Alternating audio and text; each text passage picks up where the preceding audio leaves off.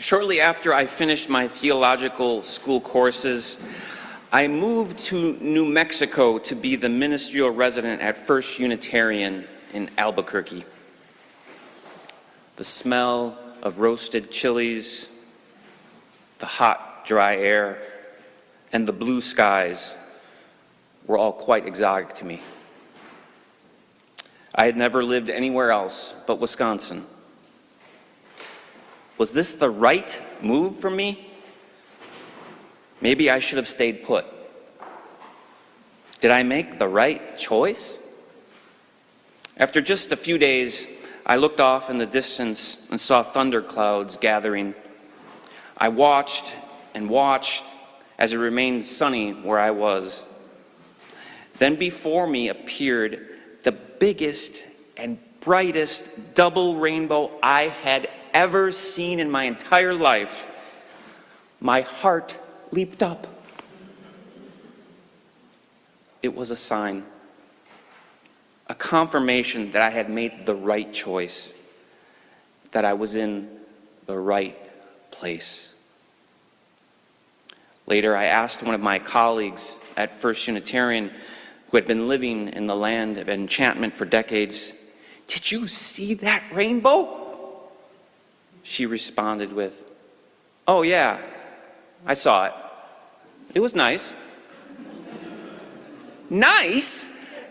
That rainbow was life-changing.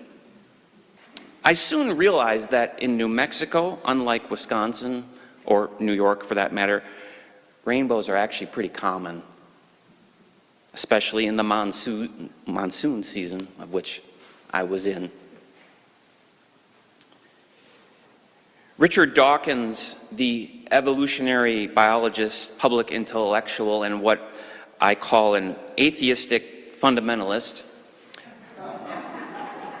wrote a book a couple decades ago whose title was inspired by John Keats.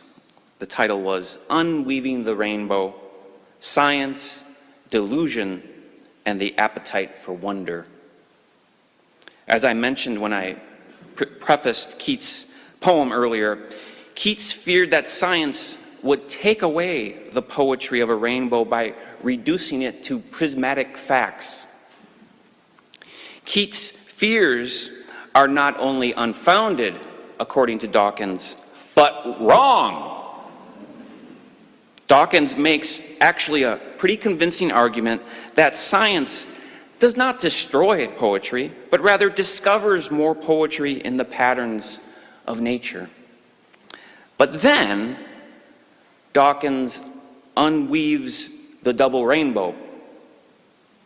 Light from the sun enters a raindrop through the upper quadrant of the surface facing the sun and leaves through the lower quadrant.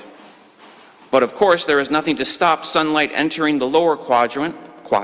Under the right conditions, it can then be reflected twice round the inside of the sphere, leaving the lower quadrant of the drop in such a way as to enter the observer's eye, also refracted to produce a second rainbow, 8 degrees higher than the first and half as bright. It seems as if the poet's fears are valid. By reducing natural beauty to technicalities, the charm of it flies away. The angel's wings get clipped. The rainbow becomes an awful, ordinary fact. Yet Dawkins thinks that if Wordsworth had understood the science of a rainbow, he might have improved upon "My heart leaps up when I behold a rainbow in the sky." The Romantic poet's aim was not to be scientifically accurate in the way Dawkins attempts. We don't need Newtonian precision in poetry. Keats was right in that he expressed his own fear of Newton's explanations, taking away the mystery of it all. Now, there were other great poets who feared science would take away the poetry of beauty, like Edgar Allan Poe. And here's a poem from Walt Whitman. when I heard the learned astronomer, when the proofs, the figures were arranged in columns before me, when I was shown the charts and diagrams to add, divide, and measure them, when I, sitting, heard the astronomer where he lectured with much applause in the lecture room, how soon, unaccountable, I became tired and sick, till rising and gliding out, I wandered off by myself in the mystical, moist night air, and from time to time looked up in perfect silence at the stars.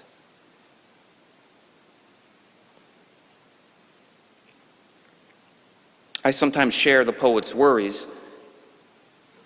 I don't want to know how a rainbow works. I just want to experience it. After all, I had to drop out of a cell biology class in college, partly because it was at 8 a.m. in the morning, and partly because I just didn't care what was happening at the cellular level. Just give me the human experience. Give me the mystical, moist night air, the silence of the stars. Dawkins would probably think my interpretation of the rainbow I saw, as a confirmation that I was in the right place, he probably would think it was a delusion. Over-analysis can lead to a cold philosophy. And for those of us who are more science-minded, you may find the lecture hall of the astronomer inspiring, assuming it is a good lecture, of course. You might find beauty in the logic of the math. There was a science fair when my son was in the first grade.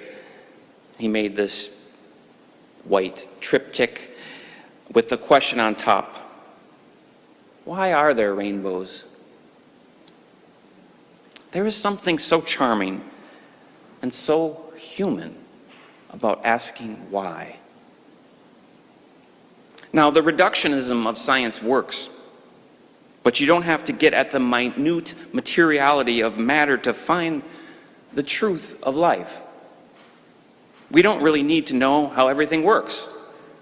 Reducing things down to tiny facts is not all that much fun in the realms of religion and poetry.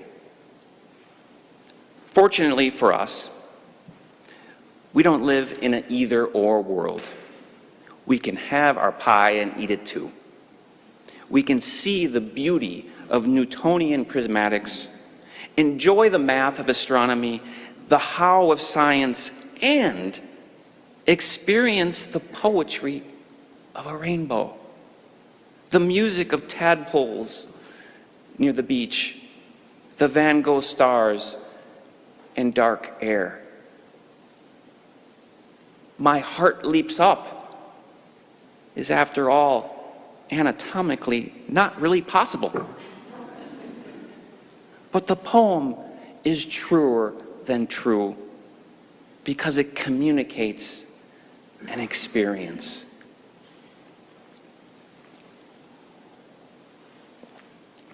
The great physicist Albert Einstein said, "The most beautiful thing we can experience is the mysterious.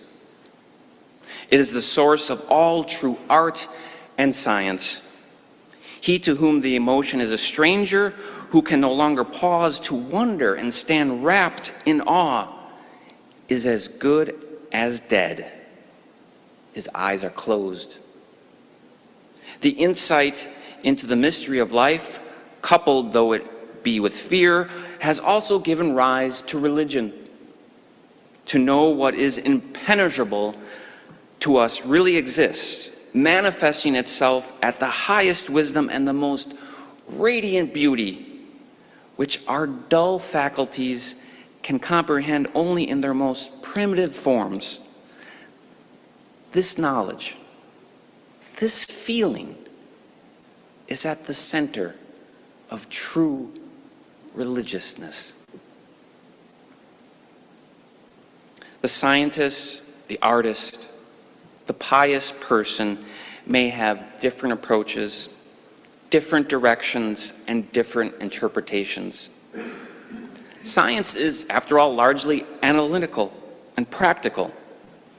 A scientist can't get too caught up in the mystical awe of it all, especially when they're in the laboratory, doing equations or in the field taking measurements. But I have no doubt that they go back to the night sky and to the pond with a greater sense of reverence. Our galaxy is just one of billions, all racing away from each other. Is it any wonder that the Greeks saw the gods in the skies, and an indigenous tribe in Africa saw their ancestors' eyes twinkle up there? Art and religion do not analyze and measure with the precision of science. Their goal is different. It is to evoke and recreate the moment of beauty, not to understand it. Awe is an imprecise, wordless language, complicated, terrifying, reverent, and sacred.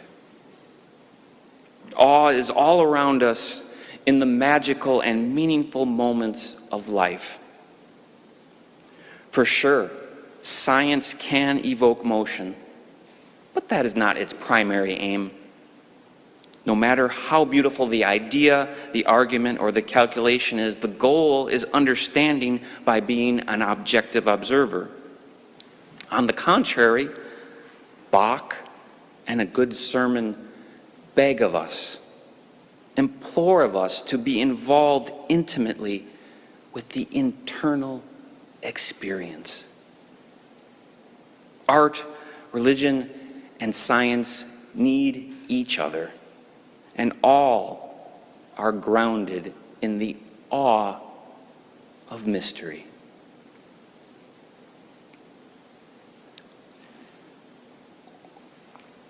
There are many ways to interpret the rather common and ordinary New Mexican monsoon-induced rainbow. I attached a sense of place and home to it. We do not need to unweave the rainbow for that. Thanks be for these, life's holy times. The sacredness of the first snow, the luminous quality of life, ever blanketing us and changing us. And thanks be for these who question why, who understand the weaving, who go deeper and deeper into the cosmic mind. May all our days be bound to the source and center of all true art, science, and religion. May we all pause to wonder, experience the mysterious, and stand wrapped in the most radiant beauty of awe. So may it be, and amen.